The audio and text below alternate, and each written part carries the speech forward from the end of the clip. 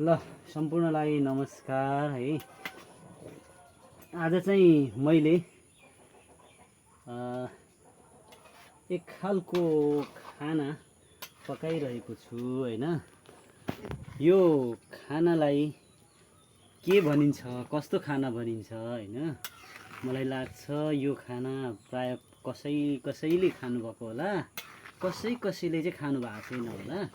आज चाहिँ मेरो घरमा यो यस्तो खालको खाना पाकिरहेको छ हैन। यो चाहिँ मलाई मेरो जन्मदिने आमा अनि बाबाले सानो छँदा मलाई पकाएर दिनुभएको थियो अनि मलाई साह्रै मिठो लागेको थियो। सो आज म मेरो परिवारसँग यो खाना खाने सोच बनाएर आज मैले पकाइराखेको छु। अनि अब तपाईलाई कस्तो लाग्छ अनि यो खानाको नाम के हो कृपया है कमेन्ट बक्समा यसो छोडिदिनु होला भन्दै म बिदा हुन चाहन्छु। Thank you.